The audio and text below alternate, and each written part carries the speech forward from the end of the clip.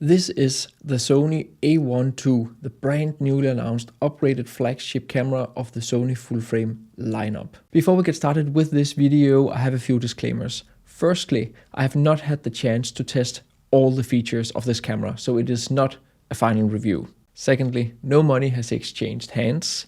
I do not get to keep the camera, and Sony does not have a say in the production of this video. They specifically asked me to be honest.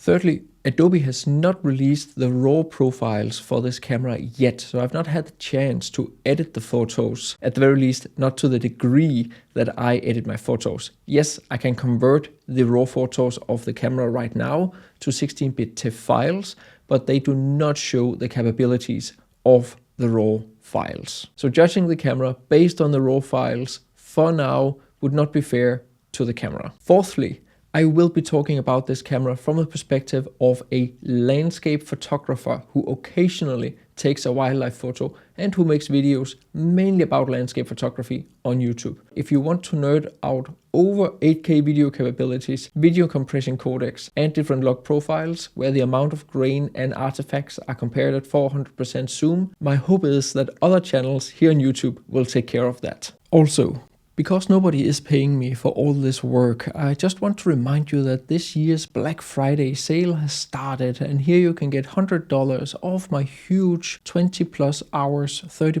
videos post-processing course where I share all my different editing techniques. Everything from introducing you to the programs over HDR editing, blending, and working with luminosity masks, cleaning your photos properly, dodging and burning, working with and adding atmosphere and glow, reducing noise, and sharpening your photos, to 11 start to finish tutorials. I share videos on my editing philosophy and what editing mistakes to avoid. And I actually also have a 33% discount on all my standalone tutorials. And that's the same discount code. There is a link with the discount code down in the description of the video. Now, how I'm going to talk honestly about this camera? Well, let's just start with the conclusion.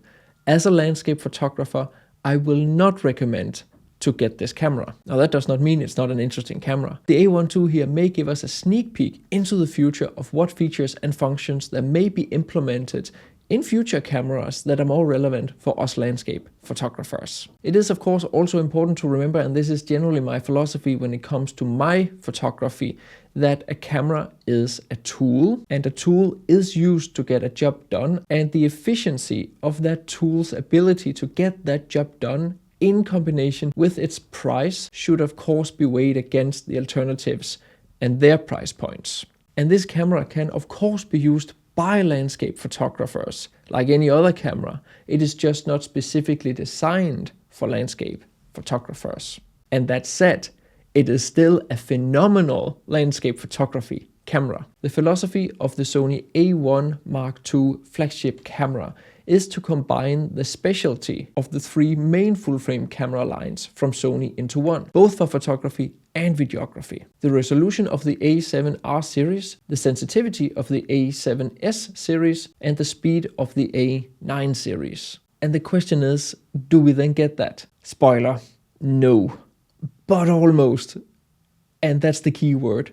Almost. And that's the philosophy you also have to approach this camera with. It's like 95% of the main selling point of the a7R series plus additional features. 95% of the main selling point of the a7S series plus additional features. And 95% of the a9 series plus additional features. And then new and upgraded features that are implemented specifically with this camera. I will discuss this philosophy a little bit deeper and compare to the different cameras in a moment, but let's first see how the camera actually looks. The look and layout of the a7R5 II is almost identical to the a9 Mark III, but let's just run through it faster and compare to the R5 and maybe the S3 and a1 Mark I. So if we start here, the record button you can see here is the same placement as on the a1 and a9 Mark III, but it is different from the R5, and that is also the case with the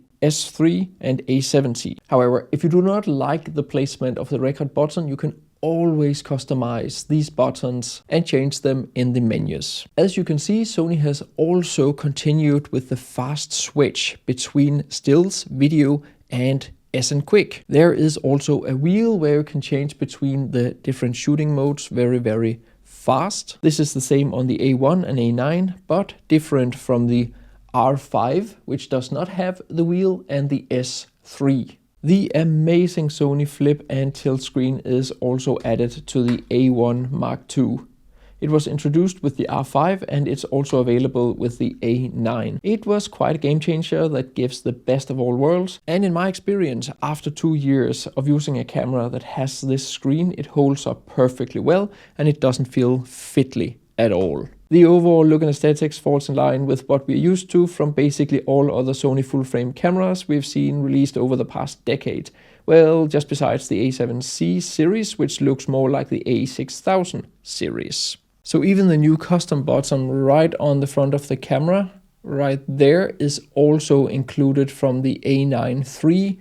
The ports are also the same as on the A9 III, although they are placed slightly different. The Sony Alpha 1 Mark II is a 50.1 megapixel camera and boasts of entire 8.5 stops of image stabilisation. It shoots up to 30 frames a second in uncompressed RAW, has speed boost, Precapture, no blackout between photos, and with the new AI processing unit, it is even better at capturing perfect photos over the Sony A1 Mark I. If we start out by comparing the speed of the A1 II with the speed of the A9 III, the biggest difference is that the A9 III's sensor comes with a global shutter technology, whereas the A1 II has the classic backlit illuminated sensor. And there are of course pros and cons with the two different types of sensors. With the global shutter, you completely avoid any kind of rolling shutter, which can be detrimental to photographers who photograph anything in high speed. There aren't any limits to the flash sync speed, which is important for those who uses flashes and strobes, and you can reach a shutter speed of 1/80,000th of a second. The downside to the A9 Mark III is that it comes with a reduced dynamic range, as the base ISO is 250, whereas the base ISO of the A1 Mark II is the regular ISO 100 as we know from other Sony full-frame cameras. And the A9 Mark III has only 24 megapixels. Regarding flash sync speeds, it is important to note that the A1 II delivers the fastest shutter speeds possible ever for a non-global shutter speed camera. So it's not like it's not a capable camera in that regard. With the A1 Mark II, you get the high resolution of 50.1 megapixels and 15 stops of dynamic range, and the sensor readout is supposedly super fast already. So although I haven't tested it in sport and wildlife situations, the rolling shutter should not be a huge deal. At least whenever I have photographed wildlife with my a7R5, rolling shutter has never been an issue, and the sensor readout in the new A1 Mark II is supposedly even faster. However, as I am not a sports photographer, action photographer, event photographer, wildlife photographer, or action videographer, I will let them be the judge of this topic. From a landscape photographer's perspective, both the A1 Mark II and A9 Mark III are ridiculously fast cameras, and I don't think that 99% of photographers out there will hold anything against the A1 Mark II being slightly slower than the A9 Mark III in exchange for higher resolution and better dynamic range. For us landscape photographers, these kind of speeds are generally not really relevant, even though I find myself in situations where I'm photographing fast flying puffins with my a7R5. Precapture has also been added to the A1 Mark II, a feature where you half press down the shutter and the camera starts buffering photos for up to 1 second before you actually start taking photos. This is great if you're slow at reacting to a situation or have an unpredictable subject. On top of my head, the only real use I can find for landscape photographers with this is during lightning photography. But if you have other suggestions, I'm all ears for it. It's a cool feature, but very limited use for landscape photographers. And it's of course also very beneficial to have a CFExpress Type A card when you're photographing with these speeds. That said, those cards are super expensive. And probably the biggest new feature of the A1 Mark II over the A1 Mark I is the implementation of the AI subject recognition autofocus system. This AI feature was implemented first with the a7R5 and further improved with the A9 III. All the numbers you see on the screen here are, however, compared to the A1 Mark I and not the a7R5 or A9 III. So how much better it is over those two cameras, I do not know. One thing that is brand new with the A1 Mark II is that it can now distinguish between humans, birds, airplanes, cars, trains, and so on automatically. So from here on in the video, I will primarily compare the A1 Mark II to the A7R5. So the A1 II has an extra half of a stop image stabilization over the A7R5's already insanely good image stabilization of 8 stops. It is a slight improvement which I can actually see being beneficial in circumstances where you can't or are not allowed to use a tripod. That should in theory mean you can lower your ISO or increase your aperture by half a stop and thereby make the shutter speed longer by half a stop and still handhold the same photo as with the A7R5. An example could be to capture some long exposure streaks of a stream where you can't maneuver your tripod into position. And you will probably be able to see a visual difference between half a second of a shutter speed and 0.8 seconds of a shutter speed when photographing streaming water. You will be compromising on the resolution with the A1 Mark II and its measly 50 megapixels over the beast A7R5's 60 megapixels. Jokes aside, here are two photos where you can see the difference in size and also compare to a 42.4 megapixel from the a7R3 and 24.3 megapixel from the a6000. And the difference between the A1 II and A7R5 isn't that big, and I would argue it will not make much of a difference for an end print. What lens you put in front of the camera will make a significantly larger difference than a resolution between 60 and 50 megapixels. The one thing I've been the most interested in is its noise handling at higher ISOs from let's say 3200 to ISO 12800, because those are the ISO values I use when I photograph the Northern Lights and Milky Way. The test files here are taken in RAW and I have removed all kinds of noise reduction from the RAW files via Sony's Imaging Edge software and exported the photos as 16-bit TIFFs. When taking these photos, I took them at the same time with the same settings but with different lenses. The lenses themselves should not influence the noise that the camera creates, but the lens designs will influence how the light hits the sensor, so there will be brightness differences between these test files. However, whether or not I compensate for these brightness differences, to my eyes, the results are that the A1 Mark II is handling noise slightly better at ISO 3200 and 6400 in both the highlights and shadows. It is especially evident in the shadows. At ISO 12800, it seems to me that they are about equal. And I just want to repeat that absolutely no noise reduction is active on any of these photos, which obviously does not show a real-world use of the photos. It is also important to remember that if you are going to photograph the Milky Way, you will likely stack or track the photos to reduce the noise anyway, and probably make a longer exposure for the foreground and blend everything together in post. I actually did that on that night and got this photo out of it with my a7R5. I just wish I had taken even more exposures instead of focusing on getting these tests done. And if you want to learn how I compose my photos, whether it is night or day photos, be sure to get my 2 ebooks. With minimal text and tons of examples, they're easy to read and I make sure to get to the point fast. In the last chapter, I summarize everything covered in the ebook via several different examples. There are links to both of them down in the description of the video. And to all of you who have got my ebooks, thank you so much. It does make a massive difference. For my photography, it is basically only during Northern Lights photography, or if I end up shooting some wildlife photography in low light or at very fast shutter speeds, where ISO tests like these becomes relevant. But nevertheless, it does happen. So yes, I think I will conclude that there is actually a visual difference in the noise handling of the a7R5 and the A1 Mark II, with the A1 Mark II being the one to favor. And that leads me into the new noise reduction raw composite feature. Yes, you heard that right.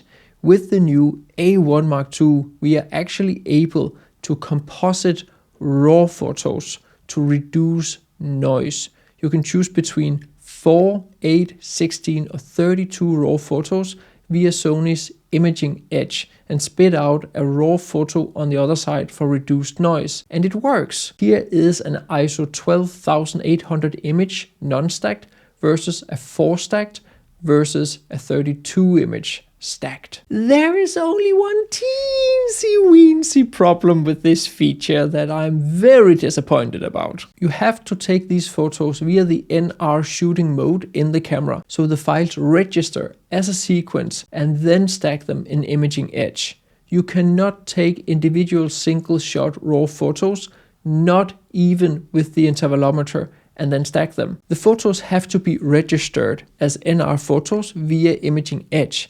And that is actually something we could have lived with, but here comes the knockout. For some reason, when using NR shooting function, the shutter speed is capped at 1/30th of a second. You can't make longer shutter speeds than 1/30th of a second. Why?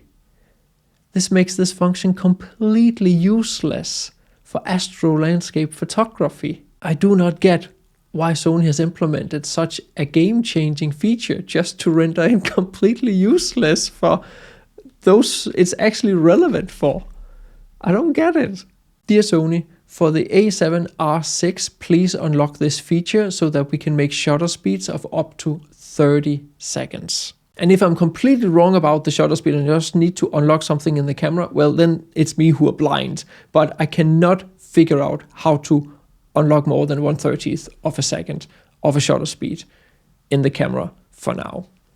Now, staying with astrophotography, one feature that is brand new for the A1 II that is actually quite cool is that we can now enlarge the screen and focus when using bright monitoring. Bright monitoring makes it easier to compose during night without making many test shots beforehand. So being able to enlarge the screen and focus should make focusing during night much easier. And for it to work, you need to be in manual focus. Another new feature of the A1 II is that it has full touchscreen capabilities and you can now change ISO, aperture and shutter speed too. It is not really something I personally use, but now it is there. Sony could work a bit on the snappiness and feeling using the touchscreen and also improve the frame rate of the screen when using the touch operations. Besides these features, upgrades from the A1 Mark I to the Mark II that also comes in the a7R5 is focus bracketing, the ability to close the shutter when turning off the camera as to avoid dust on the sensor, and as mentioned, pixel shift multi-shoot. For video, the A1 Mark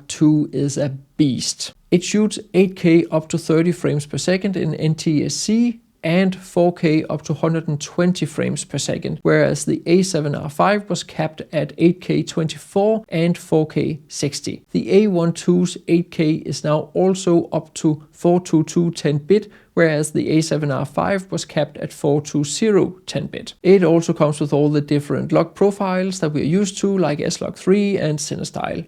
You even now have the ability to import and add your own LUTs as picture styles in the camera. Now, with comparable cameras from other companies doing 8K 60 even in RAW format, I guess the people who actually looked forward to this camera may be disappointed about it only doing 8K 30. After all, this camera is very expensive. If you use Sony lenses, there is now also focus breathing compensation, and this comes with a 10% crop penalty. A brand new dynamic active stabilisation mode with a 20% crop penalty is now also available for even more stabilized in-camera footage.